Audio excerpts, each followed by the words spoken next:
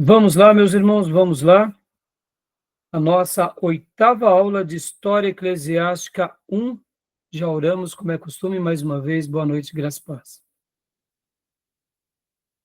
Amém. Boa noite, graça e paz. Boa noite, graça e paz. Estamos chegando no final desse módulo. Teremos hoje e o nono encontro, que será terça-feira que vem. E aí nós estaremos fechando esse módulo. Claro, vocês terão que fazer uma prova, entregar os materiais a serem lidos, os vídeos a serem assistidos, né? Aí fecharemos esse módulo e logo na sequência entraremos em História Eclesiástica 2. Aí sim, História Eclesiástica 2, possivelmente nós teremos por volta de 10 ou mais encontros. Por quê?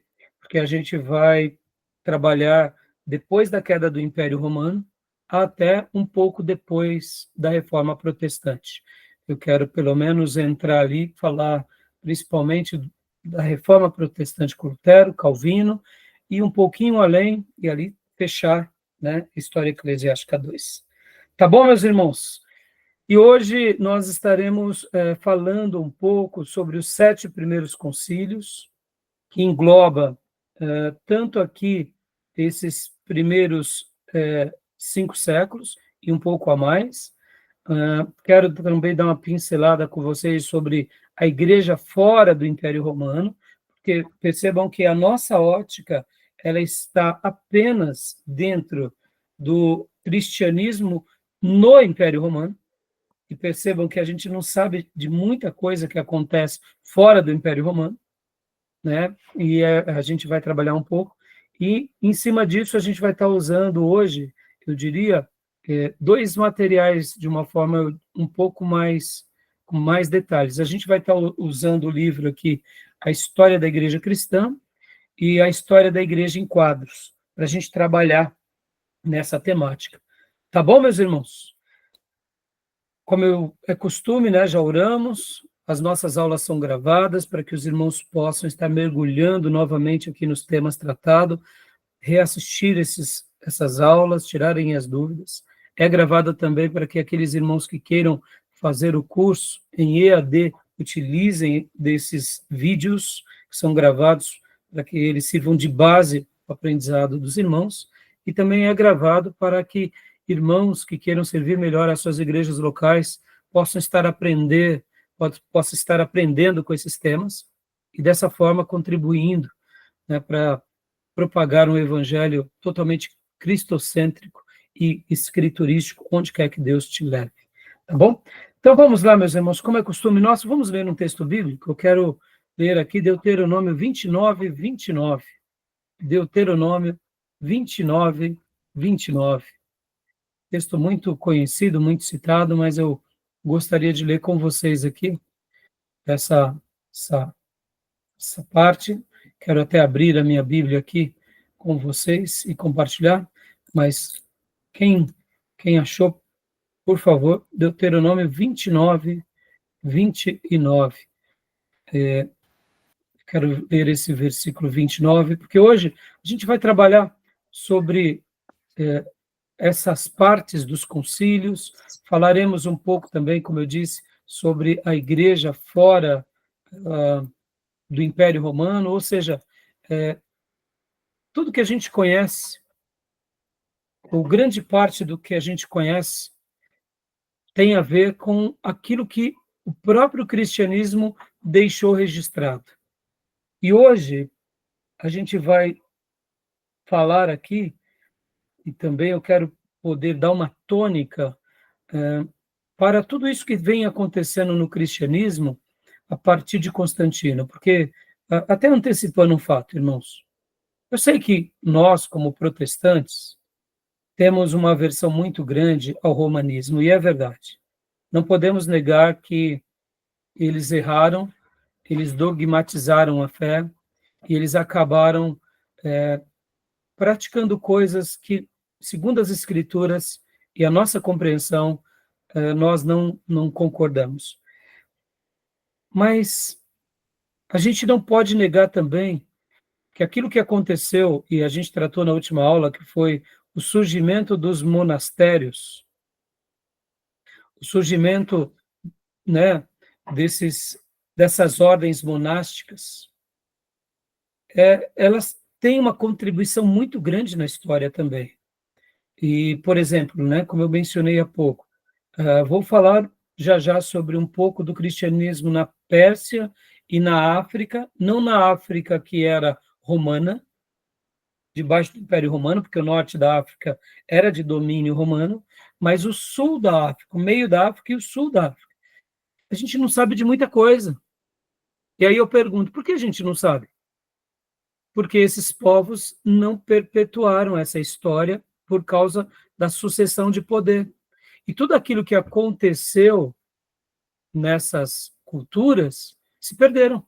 A gente, então, tem alguns cortes na história e a gente sabe de pouquíssimas coisas.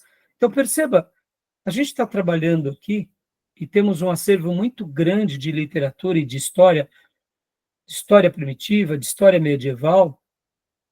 Isso tudo também é um legado depois de Constantino. Querendo ou não, admitamos ou não, o que Constantino fez ao apaziguar a perseguição ao império e depois Teodósio de ter oficializado foi uma mudança na chave. E nós, historicamente, quando olhamos para trás, precisamos agradecer a Deus por isso, porque, querendo ou não, muita coisa boa foi preservada também. A Bíblia é a grande preservação de todo esse legado. Mesmo que a igreja se enveredou para doutrinas erradas, a Bíblia foi preservada. Então, meus irmãos, é interessante quando a gente olha por esse prisma, e fazendo os cortes devido, é claro, mas o Império Romano, com essa mudança, querendo ou não, historicamente falando, ele se continua vivo no Oriente por mais 1000 anos. Ou seja, o Império Romano, com sede em Roma, cai no ano 476.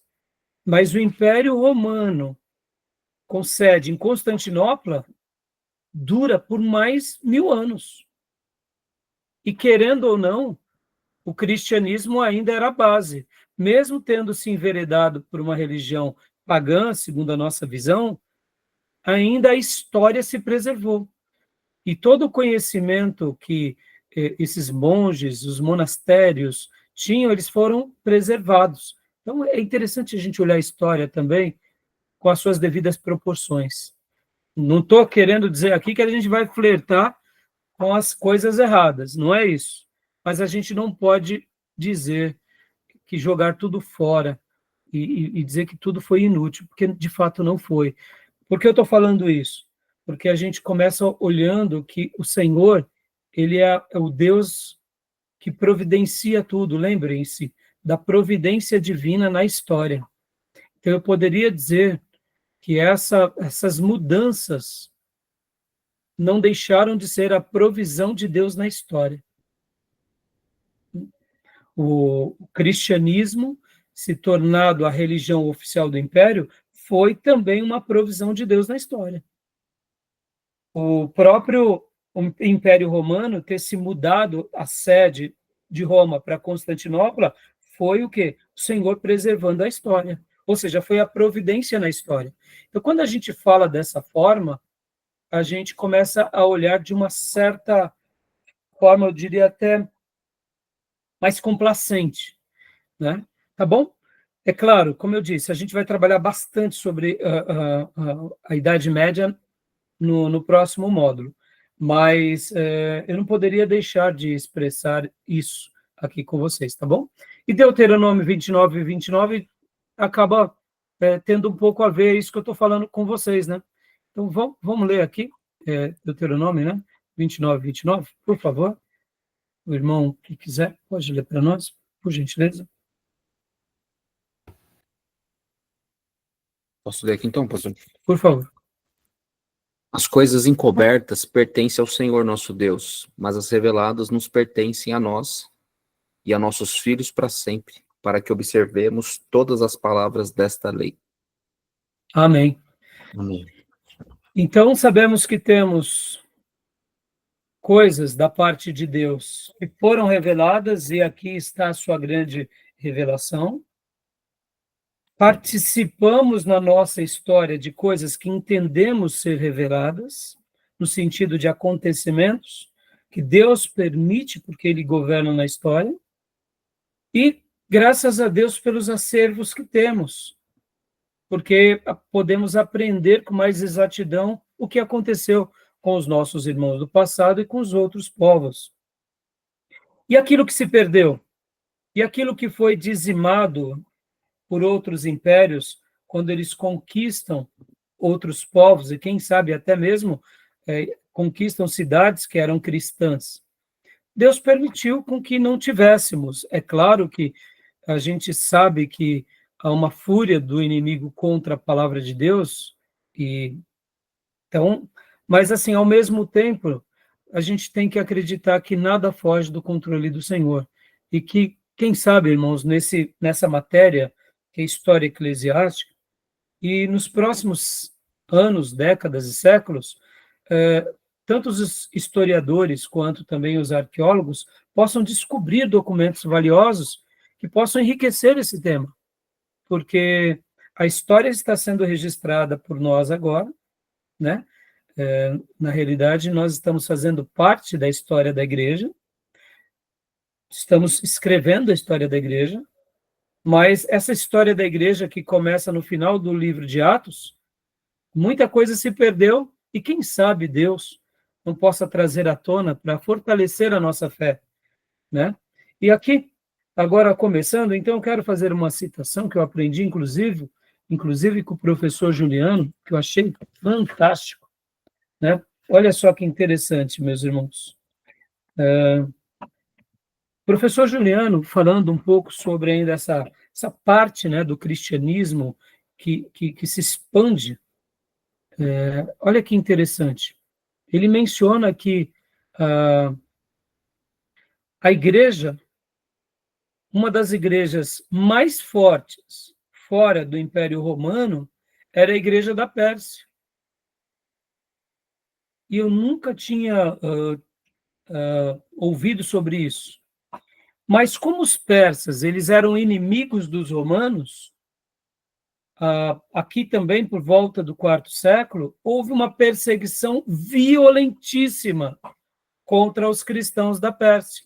E só para vocês terem uma ideia, foram mortos por volta de 190 mil cristãos na Pérsia, a partir do quarto e quinto século. Olha que interessante.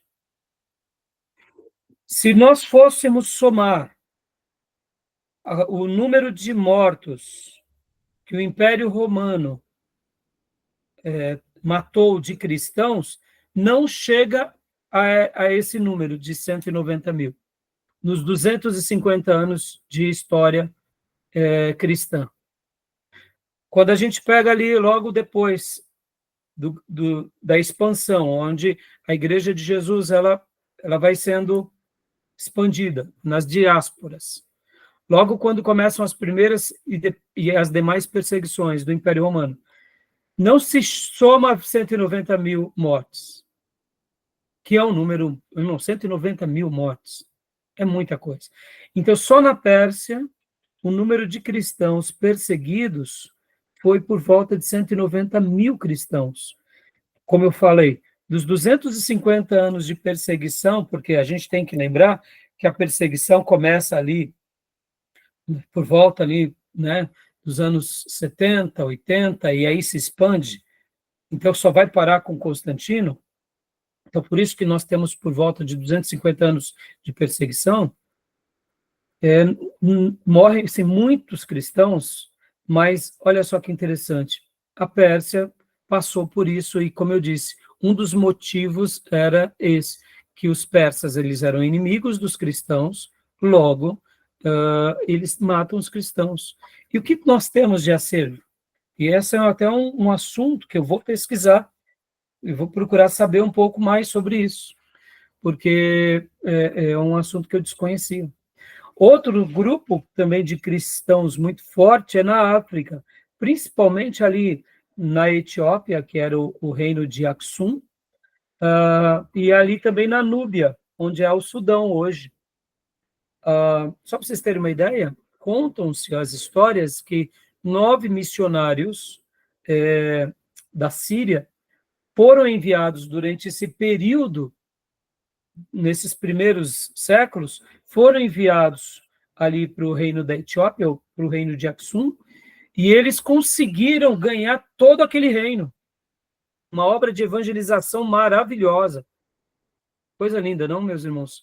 E, bom, já da história das igrejas africanas e dos etíopes, a gente tem um pouco mais de acervo, tem um pouco mais de história. Tanto é que podem ver que vocês vão ver que alguns grupos, como nós vimos no Egito na última aula, a igreja copta, existem cristãos, inclusive, irmãos, olha só que interessante, até na Pérsia, ainda restam, até hoje, grupos cristãos que não estão ligados nem a Roma, nem aos coptas, nem aos ortodoxos gregos.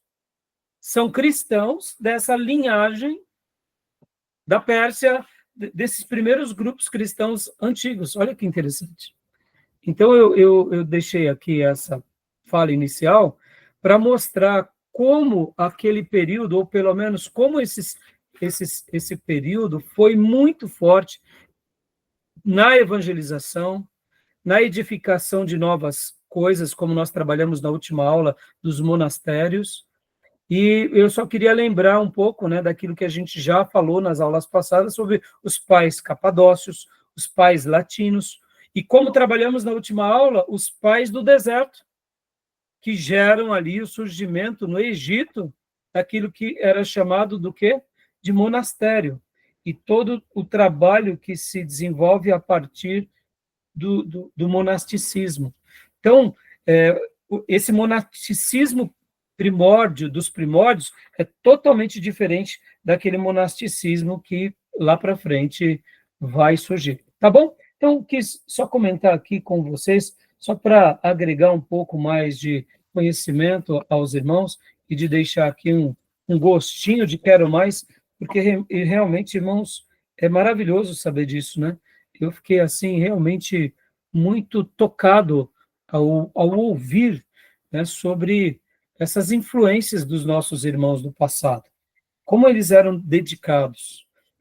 Podem ver, como mencionei na última aula, que os pais do deserto, ou como a Igreja Católica chama, né, porque vocês têm que lembrar que na ótica deles são os padres do deserto, né, e lembrando até uma frase do professor Juliano, né, que aonde está a tua ênfase, ali estará também a tua teologia, né?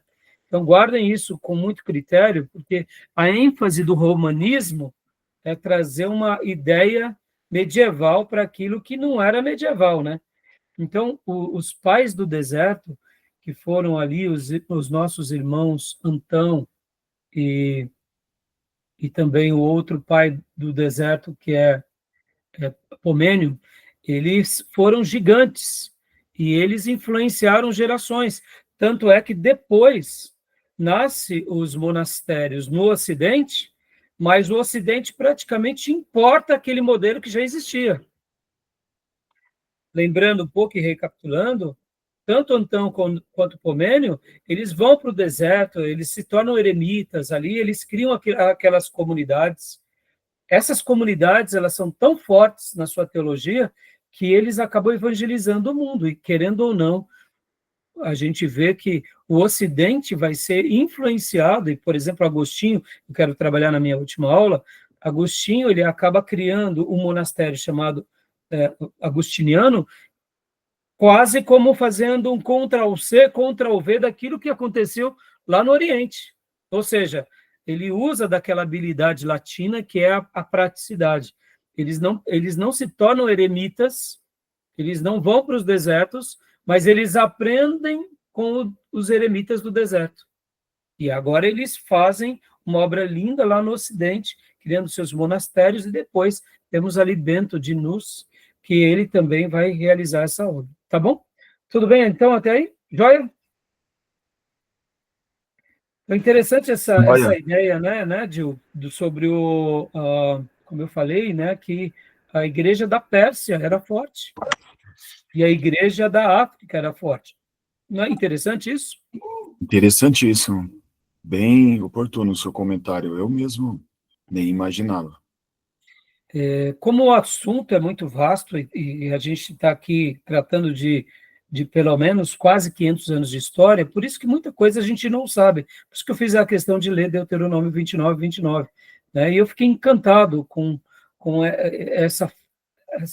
essas palavras. Né? E queria até lembrar também a frase sobre, abre aspas, orações dos monges, ou seja, dos pais da igreja, que se faziam que se mantinham o mundo de pé, ou seja, esses padres do deserto, ou pais do deserto, as orações dele faziam com que o mundo estivesse de pé, tá bom? Então, né, vamos lá, meus irmãos, vamos trabalhar aqui então agora sobre os 7 primeiros concílios, tá bom? E hoje, irmãos, eu vou pegar emprestado aqui o material, né, como eu falei para vocês, de 2 obras, né? Ah, da História da Igreja. Vou até compartilhar aqui com vocês, só para vocês terem uma noção. Eu vou pegar aqui emprestado o capítulo 9, 10 e o 11, mas o 11 nós estaremos trabalhando na semana que vem. Então, só para vocês terem uma noção aqui, olha só, é esse material que a gente vai estar utilizando, 3 capítulos entre hoje e a semana que vem. Deixa eu mostrar aqui para vocês.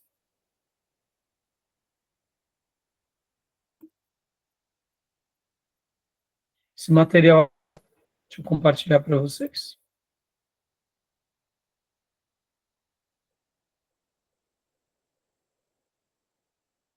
Esse material, sugiro a compra desse material, tá bom? Faço a indicação. História da Igreja Cristã, essa obra, tá bom? Então, fica aqui a indicação. Eu gostei muito porque ele trabalha de forma cronológica, ele vai fazendo uma boa síntese de cada período. Então, como nós estamos chegando no final aqui, literalmente, dessa matéria, hoje é o nosso 8º dia e terça que vem será o nosso 9º dia, eu vou pegar esses 2 capítulos para que a gente possa estar relendo com eles, com vocês, para a gente trazer o suprassumo e fazer um debate. E como hoje também eu quero estar trabalhando com vocês sobre esses 7 primeiros concílios, eu estarei também trabalhando sobre outras obras, como eu já apresentei para vocês no passado, que é a Igreja em quadros, né, que eu já indiquei, e assim a gente vai, e também estaremos utilizando o material também aqui do Justo Gonzalez e o material também do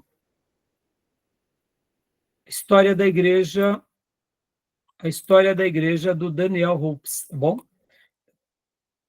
Então, tá bom, meus irmãos? Tudo bem até aí? Alguma pergunta? Alguma dúvida? Algum acréscimo? Pastor Johnny, eu falava há pouco, né, sobre esse dado da igreja da Pérsia e da igreja africana. Então, a igreja africana, trabalhamos bastante no nosso último módulo, né, principalmente ali, aquela influência dos monastérios, né, por parte desses pais do deserto, mas eu achei muito interessante, né, irmãos? Você vê, irmãos, tem tanta coisa que a gente não conhece ou que a gente não se aprofundou, até porque não faz parte do nosso dia a dia, né? Esses cristãos da Pérsia eu desconhecia, por exemplo.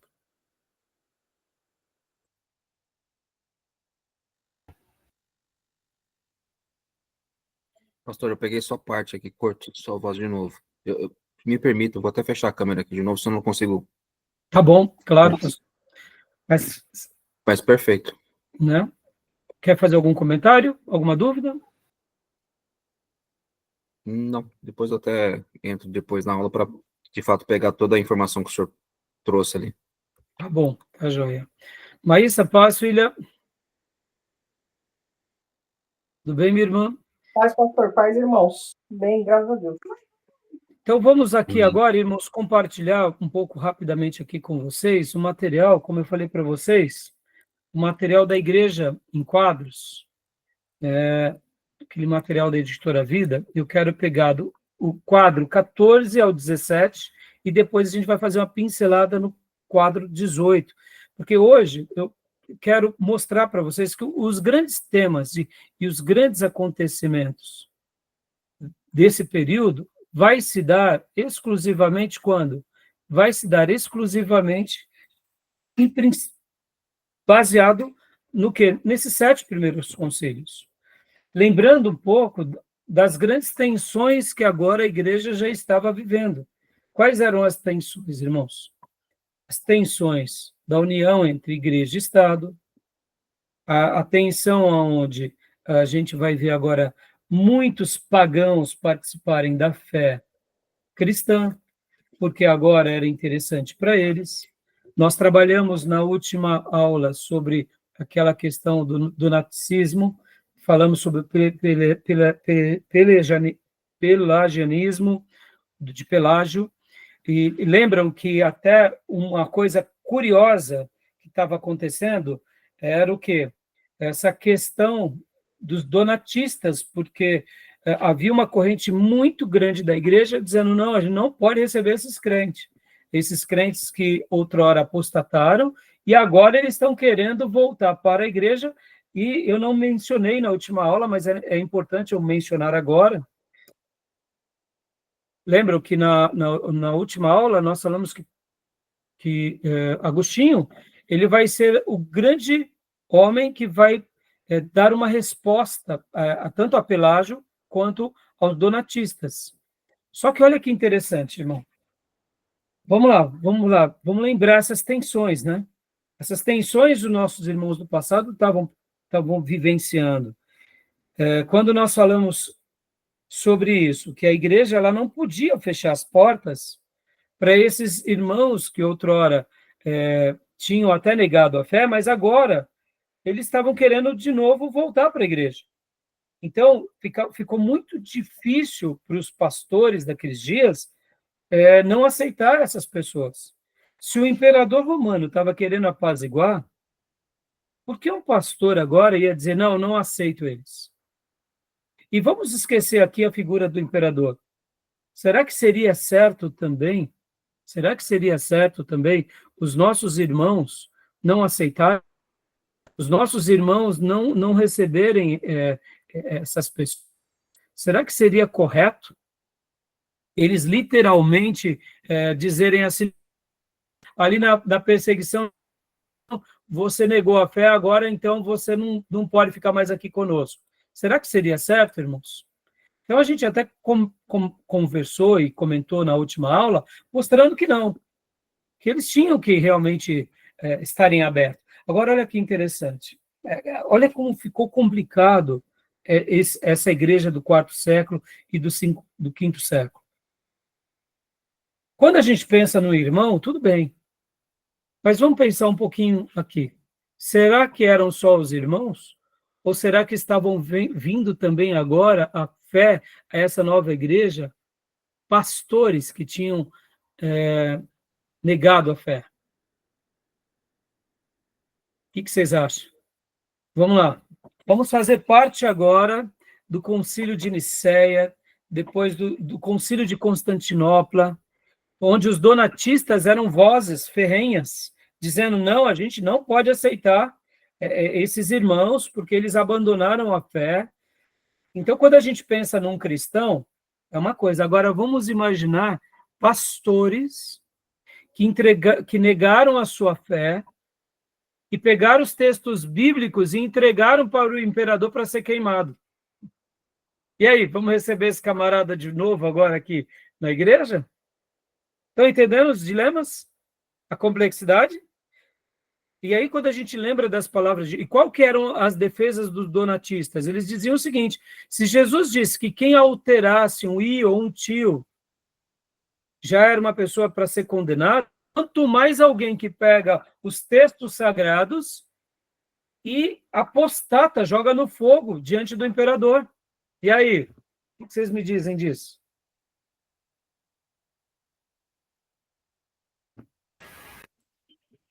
É difícil mesmo, hein? Pensando por esse ponto de vista, olhando por esse ponto de vista, parecem bem traidores, né? Traidores da fé cristã.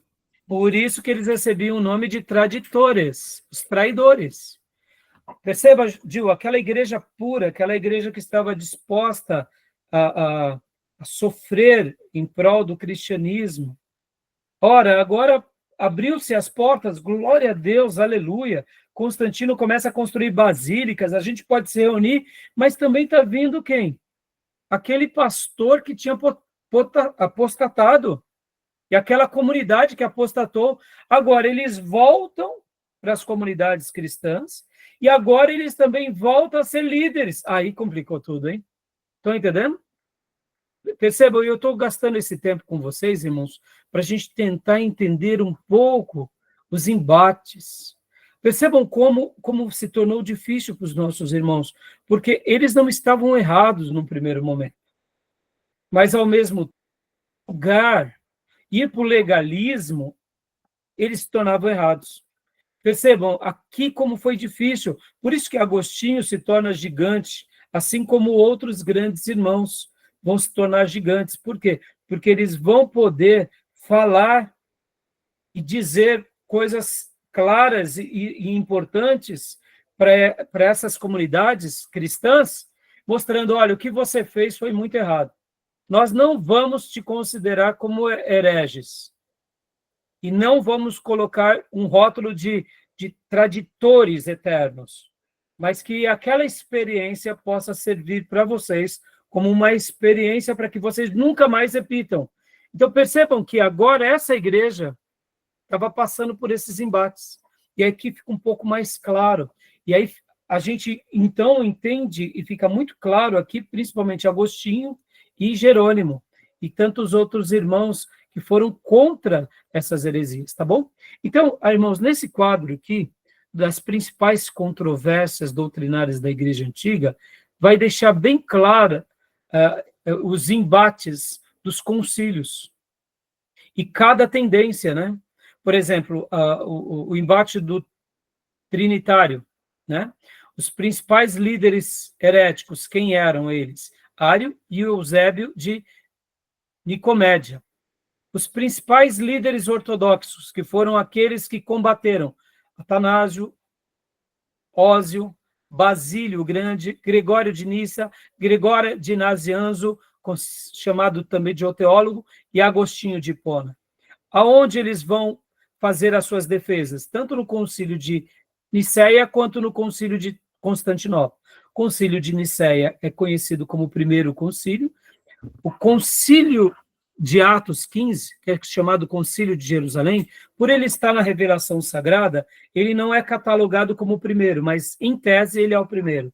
Mas na história da igreja, a gente tem que lembrar que a gente está lendo agora a história eclesiástica, né? Então, na história eclesiástica, o primeiro concílio fora da revelação é o de Nicéia.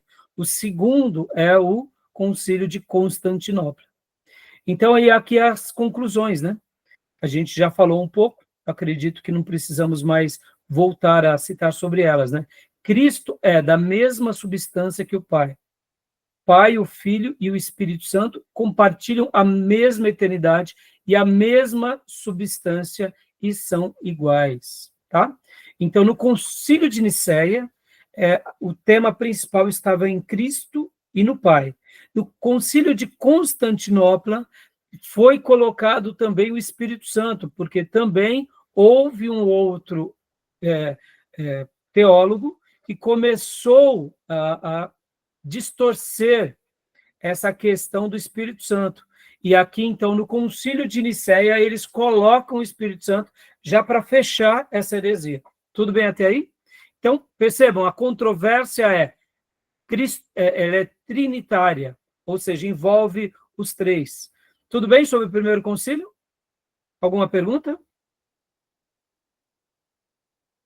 Né? Tudo bem. Então, aqui nesse quadro, irmãos, vai mostrar bastante os pontos, por isso que esse livro ele é muito útil para nós. E ele vai mostrar os detalhes, tá bom? Aqui também, mostrando um pouco mais, então, como eu disse há pouco, né, irmãos? Aqui, ó, as principais controvérsias. O que eu estou querendo destacar aqui, irmãos? Porque a gente tem que lembrar que muitos acontecimentos surgiram em Roma, em Constantinopla, nos mundos bárbaros, nas outras cidades, durante esse quarto e quinto século. E como a gente está trabalhando sobre ele, eu quero mostrar para vocês essas tensões, né? Mais uma vez também temos... percebam que agora, só vou simplesmente mostrar para vocês, tá? Nos próximos concílios, Constantinopla, de Éfeso, o Sínodo dos Ladrões, e no concílio de Calcedônia foi tratado sobre o quê? Sobre a cristologia. Lembram que os concílios eram essas reuniões grandes, onde o imperador convocava os principais líderes. Há uma outra observação aqui para vocês também, irmãos.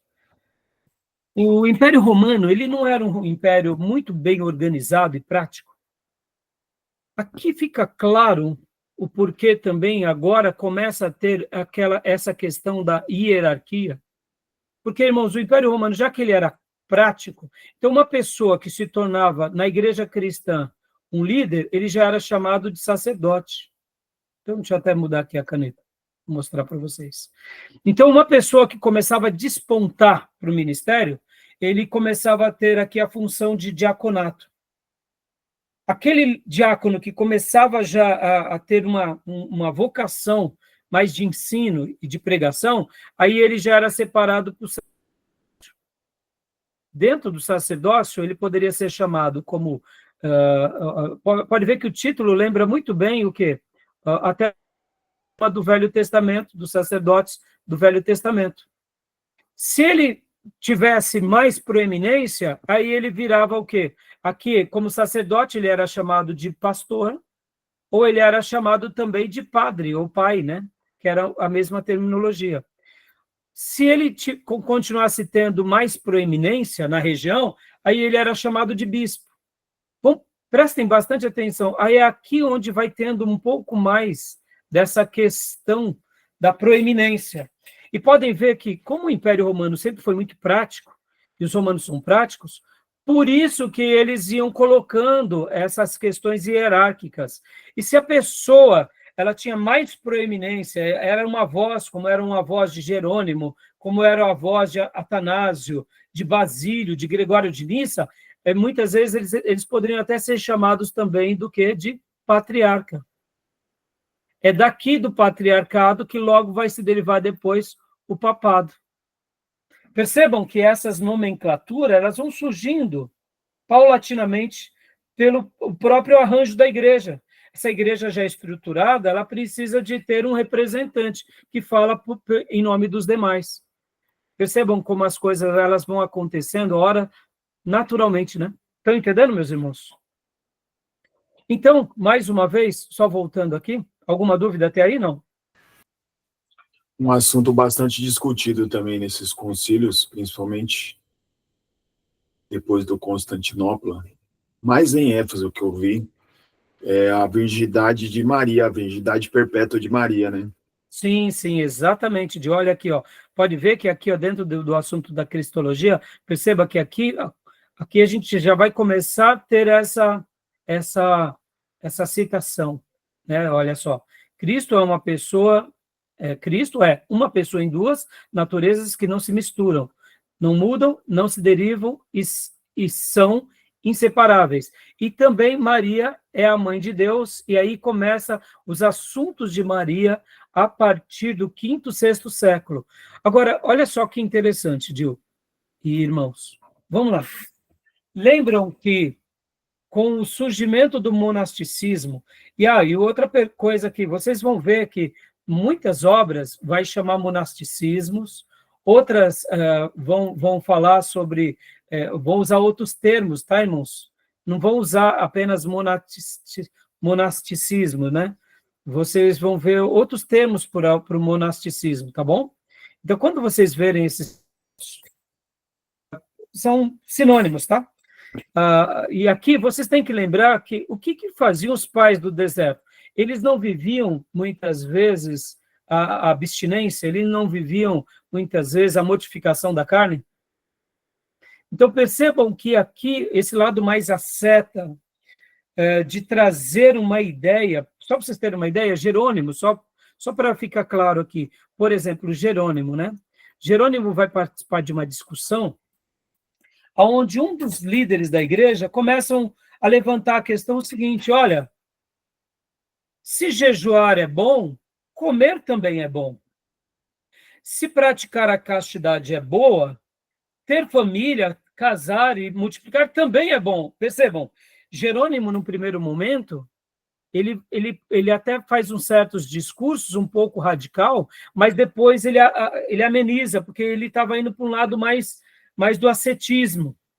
Então, percebam que aqui, até mesmo essa questão dos monastérios, irmãos, a vida enclausurada, a vida de piedade, não é que num primeiro momento eles eram radicais extremos praticando celibato, mas eles associavam. Lembra que na última aula nós falamos sobre os demônios e os pecados que os monges enfrentavam, e até tinha uma lista, né? Eu li para vocês na última aula, que eles precisavam fugir daqueles pecados, fugir daquelas tentações, porque, querendo ou não, tudo aquilo era uma grande tentação para os monges, e eles chamavam de os 8 demônios inimigos da vida monástica, que era a glutonaria, os pensamentos sexuais. Então, Gil, aqui eles começaram a também trazer tônicas, que lá na Idade Média, isso daí seria praticamente, vamos dizer assim, uma base para aquilo que eles vão desenvolver na Idade Média, né? Então, é isso mesmo, Gil. Né? Então, assim, a gente tem que saber, irmãos, que assim como a nossa igreja do presente é uma igreja que tem os seus erros, porque os nossos irmãos do passado também não se enveredaram por uma defesa, muitas vezes, mais puritana, né?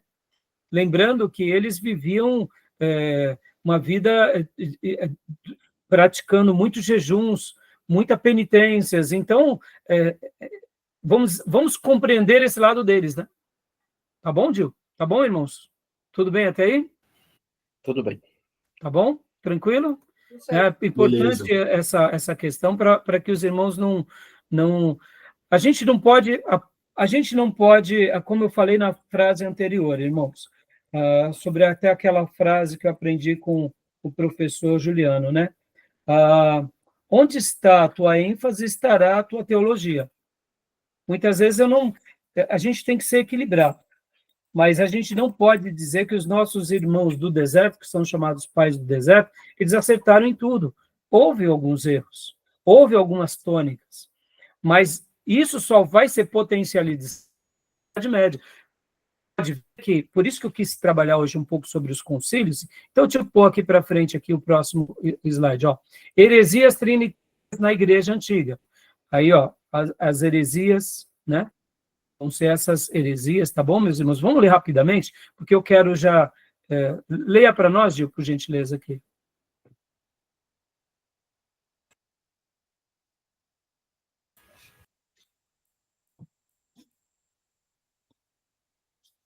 Heresias, monarquianismo, o adonismo, principais defensores. Teodoto de Bizâncio, Paulo de Samosata. Jesus tornou-se Cristo. Isso, pode falar. Jesus tornou-se Cristo no momento do batismo e foi adotado pelo Pai depois da sua morte.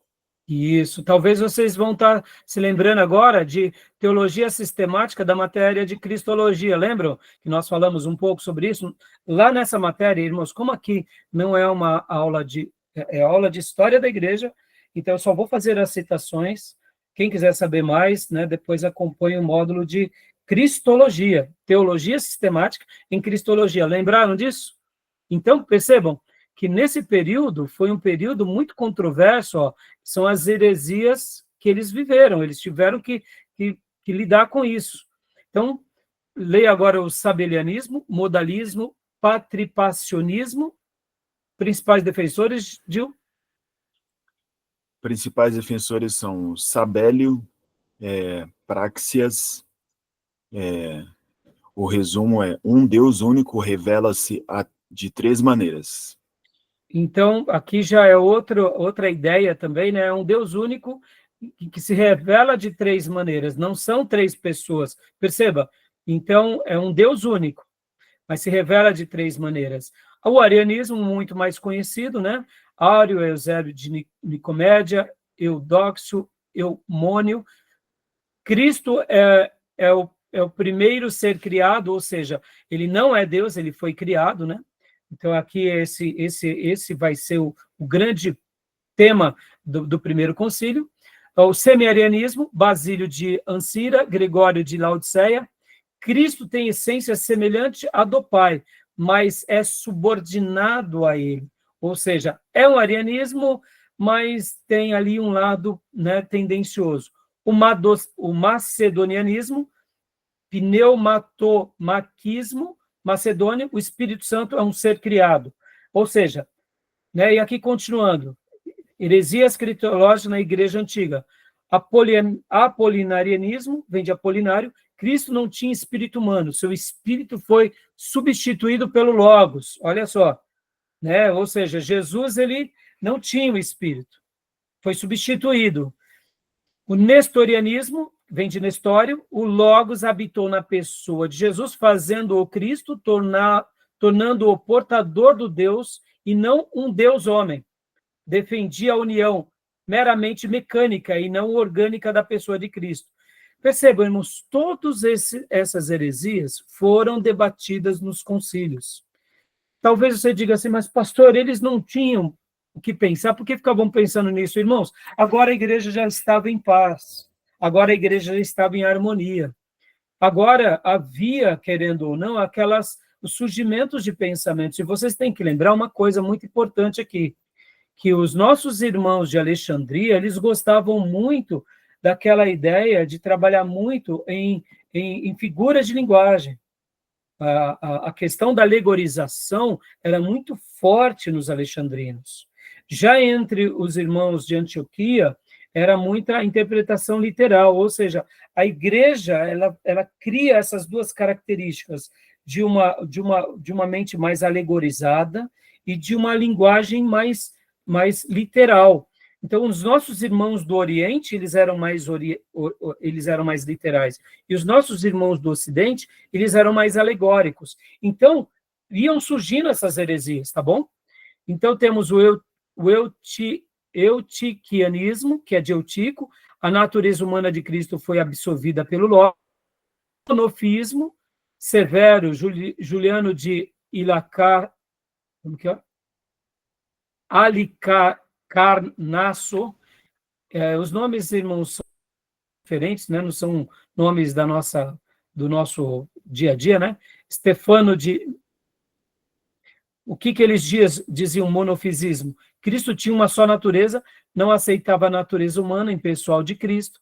E o monotelismo, Teodoro da Arábia, Sérgio e Ciro de Alexandria. Cristo não tinha vontade humana, apenas uma única vontade divina. Então, aí surgem, né, as controvérsias. Aí, aqui, mais uma vez, a controvérsia pelagiana, né? Tem e aí as defesas, como a gente trabalhou na última aula, eu acho que não precisamos agora debater, tá bom? E agora, para a gente ir para o último ponto, que é os concílios, que é isso que importa agora. Eu fiz questão, irmãos, de me ater aqui a esse quadro, ele é muito bom, esse material, porque durante o quarto século e o quinto século, e a gente, né, nessa matéria nossa, ela vai até o quinto século, mas percebam que aqui a gente está trazendo um pouquinho a mais, até o oitavo século. Né? Pode ver, ó, 787 já é oitavo século, para mostrar como eles foram importantes e como eles são determinantes. Nossa matéria, em tese, vai até aqui, até o de Calcedônia. Mas percebam que aqui em 553 já também tem o outro concílio de Constantinopla. Então, vai ver agora algo bem curioso, que no material que eu separei aqui para vocês, que é a história da igreja, que eu quero ler com vocês, nós vamos ver alguns acontecimentos bem curiosos, né, e vai ser um resumo bem interessante dos fatos que aconteceu, mas eu gostaria que vocês se ativessem bastante a esses principais concílios da igreja, né? E no livro da história da igreja também, deixa eu só pegar aqui, outro nome para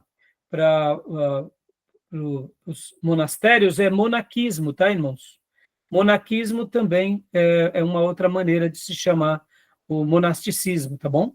Então, quando vocês verem isso, né, ou algum outro nome, são sinônimos, tá bom?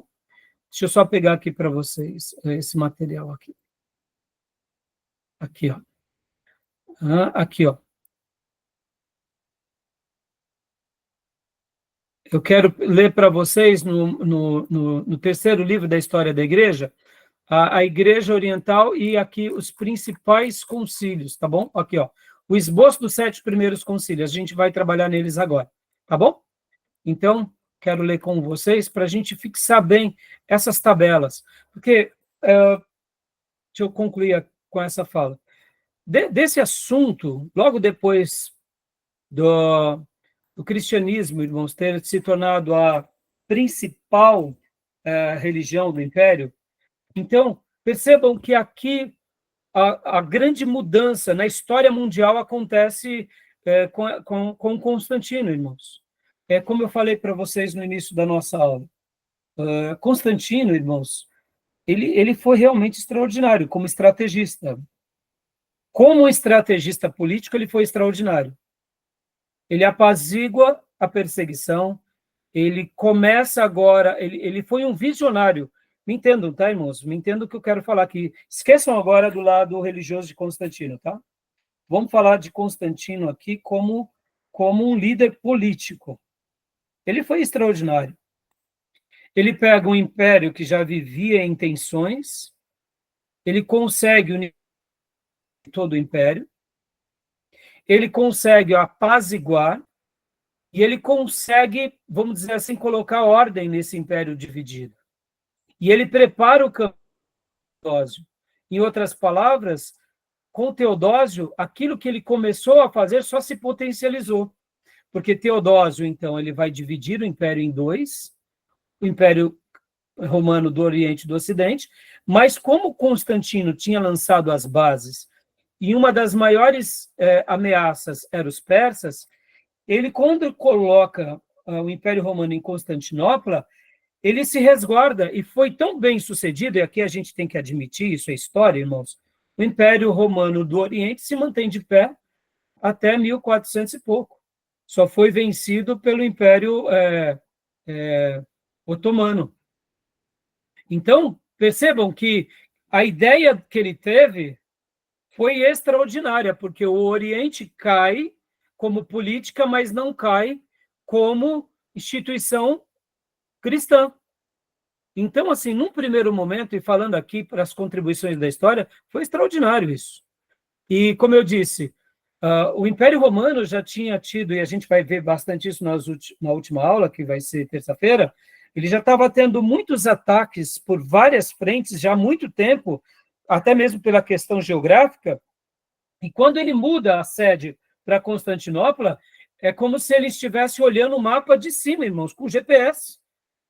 Essa questão geopolítica, irmãos, ela é muito importante.